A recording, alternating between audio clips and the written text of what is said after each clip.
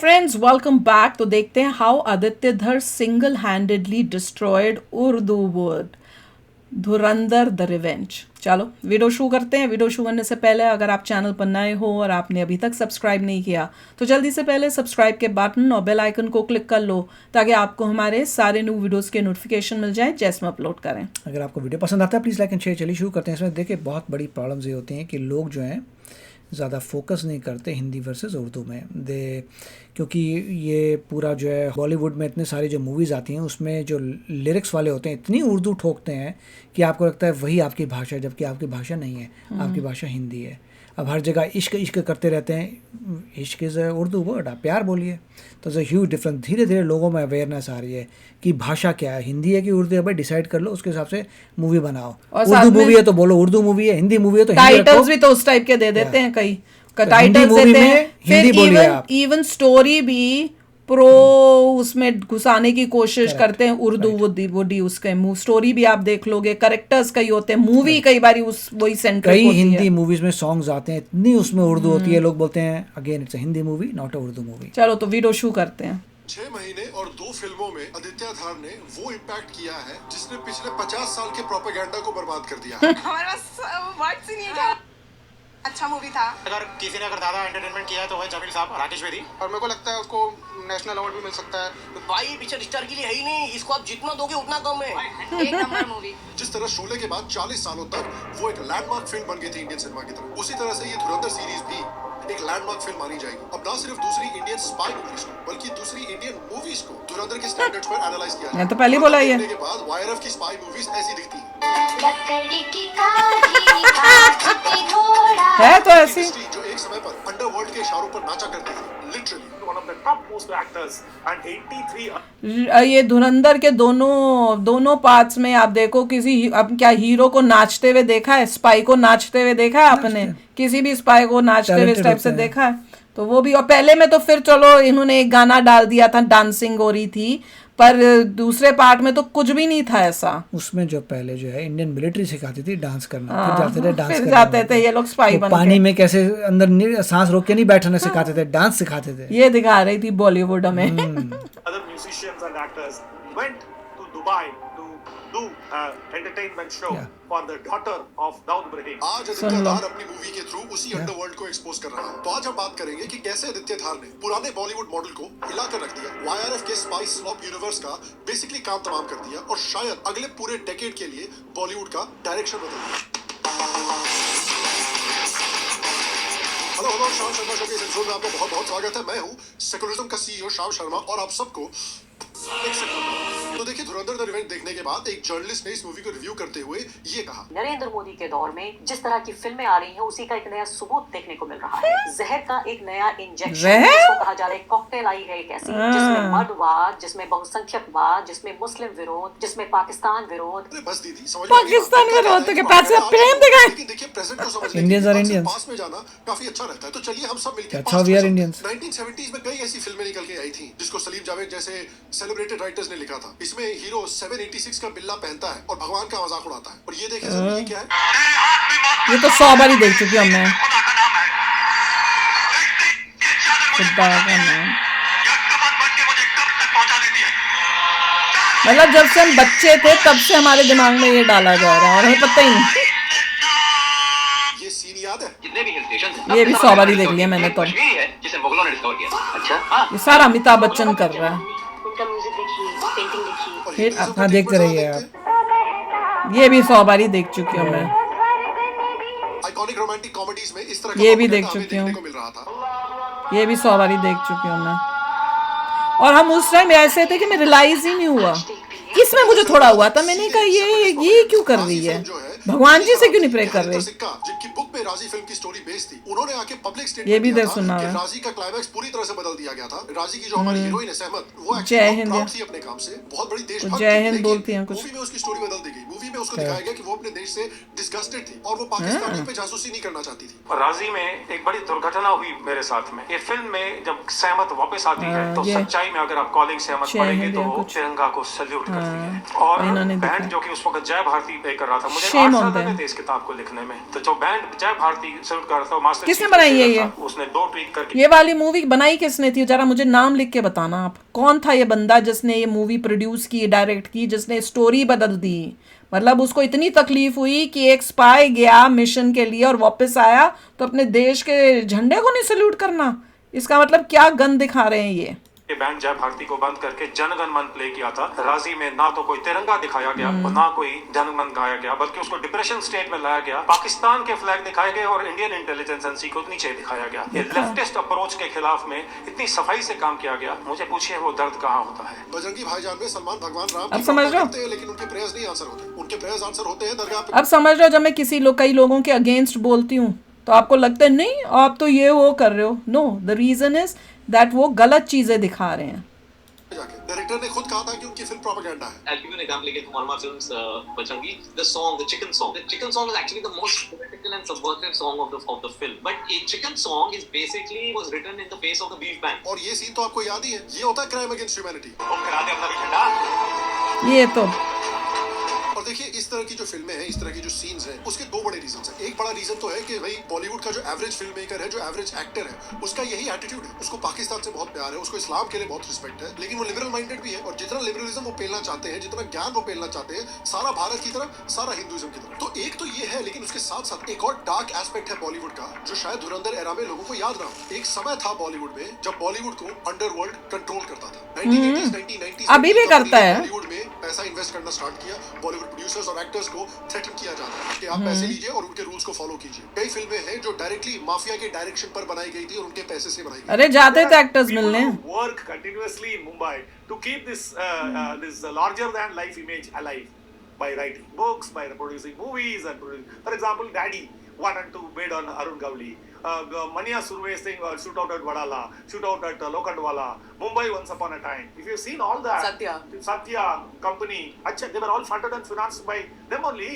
दाऊद इब्राहिम और दूसरे अंडरवर्ल्ड के जो माफिया थे, वो पूरे की पूरी इंडस्ट्री को शिकंजे में रखे हुए थे और उनको डरा धमका के रखते थे। ये सुनिए। I know as an immigration officer, one of the top most actors and 83 other musicians and actors went to Dubai to do entertainment show उसकी for शादी। the daughter of Daud Ibrahim. और उसके बाद ये फोटोज देखिए। ये photos देख के आपको समझ में आएगा कि ये लोग जो है, ये दाऊद इब्राहिम के गेस्ट नहीं है, हॉस्टेज है। उस आदमी ने पूरी की पूरी बॉलीवुड को हॉस्टेज बना के रखा हुआ था। दाऊद ये बात समझता था कि आर्ट इतना पावरफुल है लोगों की आइडियोलॉजी को शेप करने में। अंडरवर्ल्ड के लोग ऐसी फिल्में बनवाते थे जिसमें अंडरवर्ल्ड को अच्छा दिखाया जाए, अंडरवर्ल्ड के माफिया डॉन्स को हीरो की तरह दिखाया जाए, ताकि लोगों के दिमाग में उनका एक पॉजिटिव इमेज बने। और ऐसी मूवीज ही बनाई जाती। शाहरुख खान की एक मूवी आई तो थी जिसमें ये शराब बेचता है, वो करता है। क्या मूवी का नाम था मुझे तो याद नहीं। पठान थी, जवान थी, कौन सी थी? मैं इसलिए शराब पीता हूँ, ये करता हूँ, डॉन डून भी तो आई हुई थी। थी जो इंडिया के हिंदूज को और हिंदुइज्म को रिडिक्यूल करे, उन्हें छोटा दिखाए। और ये अचीव करने के लिए किस तरह की धमकियां देखिए मिलती थी। राकेश रोशन पर अलेजिडली फायरिंग करवाई गई थी क्योंकि राकेश रोशन ये नहीं चाहता था कि Hrithik Roshan underworld finance movie में काम करे। 1997 में गुलशन कुमार, जो काफी प्रो हिंदू मैसेजेस स्प्रेड किया करते थे, उनको भी अंडरवर्ल्ड द्वारा अलेजिडली मरवा दिया गया था जब वो एक मंदिर से निकल रहे थे। तो एक समय पर ये हालत थी बॉलीवुड की। और उस शैडो में बॉलीवुड में आते हैं आदित्य धार। धुरंधर की रिलीज के बाद पूरा इंटरनेट इस समय पर पीक डिटेलिंग में आदित्य धार की बातें कर रहा है। लेकिन आदित्य धार भी किसी बॉलीवुड फैमिली से नहीं आते, वो भी बॉलीवुड में इनिशियली स्ट्रगल करते हुए ही आते हैं। आदित्य धार के one of the first film industry mentor Priyadarshan ने रिसेंटली रिवील किया कि फिल्म मेकिंग के पहले आदित्य धार क्रिकेटर बनना चाहते थे और क्रिकेट में उनकी अच्छी परफॉर्मेंसेस भी थी, लेकिन इंटरनल पॉलिटिक्स की वजह से वो इंडिया के अंडर 19 टीम में नहीं जा पाए। He was a cricketer, it seems. So he could not get into the under 19 team because of some political influence. So he was moved out. चलिए भाई, crickets loss is India's game. इसके बाद उन्होंने film making में career बनाने का decision लिया और शॉर्टली आफ्टर दैट 2006 में मुंबई आ गए। फनी बात यह है कि भले ही क्रिकेट पिच पे पाकिस्तान को पेल नहीं पाए, लेकिन बॉलीवुड में आके पाकिस्तान को पेल रहे हैं। इनिशियली उनको एज ए लिरिसिस्ट काम मिला। काबुल एक्सप्रेस जैसी मूवीज में एज ए लिरिसिस्ट उनको हायर किया जाता है, जिसके बाद कई सारे मूवीज में उन्होंने राइटिंग और बिहाइंड द कैमरा काम किया। डायरेक्टिंग में भी उन्होंने अपना टैलेंट काफी अर्ली दिखाया था। 2009 में उनकी शॉर्ट फिल्म बूथ की वजह से उन्हें नेशनल अवार्ड भी मिलता है। लेकिन सैड रियलिटी ये थी कि उनको उस काम के लिए उतना क्रेडिट नहीं मिला पता भी नहीं करते थे। Few films which actually he penned and he never got the credit. Industry ने उन्हें एक एवरेज आउटसाइडर की तरह ही ट्रीट किया। डायरेक्टर्स ने उनसे काम करवाया और काम होने के बाद उनसे क्रेडिट छीन लिया। इनके स्ट्रगलिंग डेज में उनके क्लोज फ्रेंड्स ने इनको धोखा दिया। उनकी मल्टीपल स्क्रिप्ट्स अपैरेंटली चुरा ली गई, जिनके ऊपर बाद में 100 करोड़ की सक्सेसफुल मूवीज बनी। मेरी जर्नी में काफी धोखे थे। बताना चाहिए कौन सी मूवी थी। स्क्रिप्टें थी जो मुझसे चुरा ली गई, बताना चाहिए। और 100 करोड़ की फिल्में बन गई उनकी। और ऐसे मुकाम पे like as a struggling aspiring writer, I always felt कि यार अब बस हो गया, अब मेरे से नहीं हो पाएगा यार, ये थक गया अब मैं। जिसकी वजह से फाइनेंशियली तो उनको लॉस हुआ ही, साथ में ऐसे इंसिडेंट्स ने साइकोलॉजिकली भी उनको काफी तोड़ कर रख दिया। बट स्टिल उनके मेंटर्स और उनके फैमिली ने उनके ऊपर भरोसा बनाए रखा, उनको इमोशनल सपोर्ट दिया, और आदित्य ने भी उन्हीं इंस्टिंक्ट्स पर भरोसा किया और वो मेहनत करते रहे। पोजीशन पे, उस स्टेज पे you meet somebody like Robinda or you meet somebody like Priyadarshan or you meet somebody like Vishal Bhardwaj who will just say कि यार नहीं तेरे में कुछ बात है, and that thing kept pushing me. Obviously मेरे घर वालों का बहुत सपोर्ट था। मल्टीपल टाइम्स उन्होंने एक फिल्म बनाने की कोशिश की, मामला कभी कभी बनता भी था लेकिन एंड मोमेंट पर आकर रह जाता था। तो कई सालों के बाद 2016 में फाइनली वो धर्मा प्रोडक्शंस के साथ काम करने वाले थे, उनकी एक फिल्म बनने भी वाली थी, शूटिंग के डेट्स भी फाइनलाइज हो गए थे, पाकिस्तानी ले लो, ये सब कैंसिल हो जाता है। So I was working on this film called Raat Baki, which had Fawad and Katrina in it. Okay. This is वही तो, somewhere around Fawad. 2016. Yeah. And we were about to go on floor. We were supposed to start our shoot in October, I think. And just a month before that, not even वही धर्मा production Pakistan प्यार। Uri attack happened. जब 2016 के जनवरी में पाकिस्तानी आतंकवादियों ने India के उरी में एक आतंकवादी अटैक किया। अटैक में 17 जवान हमारे शहीद हुए, जिसके बाद फिल्म इंडस्ट्री के खिलाफ बहुत बड़ा आउटबर्स्ट हुआ, पब्लिक की तरफ से बहुत बड़ा आउटक्राई हुआ कि जितने भी पाकिस्तानी प्रेमी प्रोडक्शन हाउसेस हैं, जो पाकिस्तानी एक्टर्स को, म्यूजिशियंस को, आर्टिस्ट को हायर करते हैं, उनको हम बॉयकॉट करेंगे जब तक ये पाकिस्तानियों को बॉयकॉट नहीं करते। और उसके बाद प्रेशर में आके करण जौहर ने इस मूवी को कैंसिल किया, क्योंकि इस मूवी में भी एक पाकिस्तानी एक्टर था। कैंसिल किया, ये नहीं कि मैं कोई और एक्टर ले लूं। सर्जिकल स्ट्राइक की। Indian Army conducted surgical strikes on terror launch pads in Pakistan-occupied Kashmir. तो आदित्य धर सर्जिकल स्ट्राइक के बारे में नहीं, इम्पोर्टेंट बात मैं ये बोलना चाहती हूँ कि पाकिस्तानी एक्टर को निकाल के कोई इंडियन एक्टर नहीं लिया, पूरी मूवी ही बंद करा दी। बंदे का ये देखो, हैं, पाकिस्तान एक्टर नहीं आया तो मूवी बंद हो जाएगी जी। जैसे यहाँ पे टैलेंट ही नहीं था, तुम किसी और अच्छे एक्टर से मूवी करके बना नहीं सकते थे। काफी क्यूरियस हुए, क्योंकि इस तरह की स्ट्राइक इंडिया ने पहले कभी की नहीं थी। But the moment surgical strike happened, my office was like trying to figure out what to do and how to get the new cast. And my mind was actually trying to figure out what exactly happened. I really want to know how they pulled it off. Reason ये था कि आदित्य धर obviously एक patriotic आदमी है, दूसरी तरफ एक कश्मीरी हिंदू होने के नाते उन्होंने किस तरह से पाकिस्तानी स्पॉन्सर्ड टेररिज्म उनके कल्चर को, उनकी सोसाइटी को बर्बाद कर चुका है, उसके बारे में भी काफी अवेयर थे। और जब इंडिया ने पहली बार पाकिस्तान को उन्हीं के लैंग्वेज में जवाब दिया तो ये चीज उनको बहुत एक्साइटिंग लगी। I was always interested in army. I wanted to get into army as a kid. It's that I'm a Kashmiri Pandit, so I've been hearing about terrorism since I was really small. Okay. उन्होंने surgical strikes पर research करना शुरू किया, जितनी भी detail gather कर सकते थे उतनी गैदर की। From 1st October 2016 itself, I started researching, and in 6 months, and it was very difficult research because it's a classified information. Like, और 12 दिनों के अंदर अंदर उन्होंने उरी की पूरी स्क्रिप्ट लिख डाली। I ended up फिर writing 12 that दिन में। in 12 days. और ये वाज गुड। और ये है, देखिए कर्मा कैसे काम करता है। न पाकिस्तान 2016 में भारत पे जिस attack उरी किया, की न वजह इंडिया से respond बंद किया, हुई वो न नेक्स्ट उरी मूवी। बनती और न आज धुरंधर बनती, जिसकी वजह से परमानेंटली पाकिस्तान का पीआर इंडिया में बर्बाद हो चुका है। Anyway, the rest is history. Uri काफी बड़ी सुपर हिट बनी बॉक्स ऑफिस पे। 28 करोड़ के बजट में उस मूवी ने 350 करोड़ रुपए कमाए। उसी साल इस मूवी ने नेशनल अवार्ड भी जीता। आदित्य अब धर ये भी के जीतेगी। प्रोडक्शन हाउस B62 प्रोडक्शंस के अंदर बाकी जितनी भी मूवीज लॉन्च हुई हैं वो भी बहुत सक्सेसफुल रही हैं। आर्टिकल 370 ने भी 20 करोड़ के बजट में 105 करोड़ कमाए। बारामूला जैसी मूवी जो डायरेक्टली OTT पे रिलीज हुई उसको भी हमने ये बहुत देखी क्रिटिकल नहीं। एक्लेम मिला और काफी हाई रेटिंग्स भी मिली। और अब धुरंधर ने तो हिंदी मूवीज के मार्केट को पूरी तरह से शिफ्ट ही कर दिया है। वही देखो, उरी की वजह से एक मूवी जो है पूरी चली गई ठंडे बक्से में, और उरी की वजह से एक मूवी बनी उरी जिसने चढ़ा दिया बंदे को ऊपर। और उसके बाद जो धुरंधर बनी, उरी से अवार्ड भी मिला, अब धुरंधर से अवार्ड मिलेगा, वो देखो आप लोग। और यही है, ये होता है कि भैया किस्मत कि तू किसके साथ मिलके बना रहा है। धर्मा प्रोडक्शंस के साथ, जिसमें एक पाकिस्तानी एक्टर लिया हुआ है, तो वो बिल्कुल ही किसी और के साथ जुड़ के बनने वाला था, वहां से कट करके ठीक डायरेक्शन में नया बंदा है, अपॉर्चुनिटी नहीं है। हाँ। अब जो है वो सब कॉम्प्रोमाइज नहीं करना पड़ेगा। उसने कॉम्प्रोमाइज किया ना, क्योंकि ताकत थी नहीं। तो ताकत नहीं थी तो कहाँ से तुम बोल दोगे कि भैया हमने पाकिस्तानी एक्टर नहीं लेना मुझे मूवी में, जो है भैया ठीक है सह लो।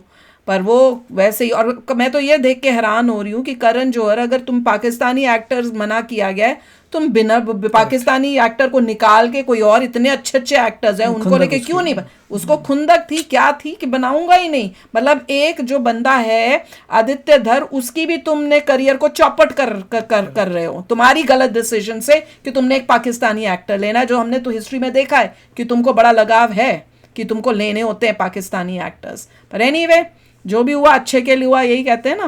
तो अब देखो बनी धुरंधर 1, धुरंधर 2, अब यही लोग रो रहे होंगे कि भैया हमने किया तो किया क्यों उस टाइम से। अब ये करेंगे चापलूसियाँ कि हमें कहीं तक किसी तरह से एक्टर्स कहेंगे कि हमें यहाँ पे इससे ये कहीं दे कोई रोल, और डायरेक्टर्स प्रोड्यूसर्स कोशिश करें किसी तरह से इसके साथ कोई कोलैब कर लें। तो चलो यार, आप भी शेयर करना अपने थॉट्स। चलते हैं, मिलेंगे नेक्स्ट वीडियो में बहुत ही जल्द। Till then take care and bye bye. तो अगर आप मेरे इस चैनल पे नए हो तो जल्दी से सब्सक्राइब के बटन को हिट करो और बेल आइकन को क्लिक करो ताकि आपको मेरा जब नया वीडियो मैं लगाऊं आपको उसके बारे में जल्दी से पता चल जाए।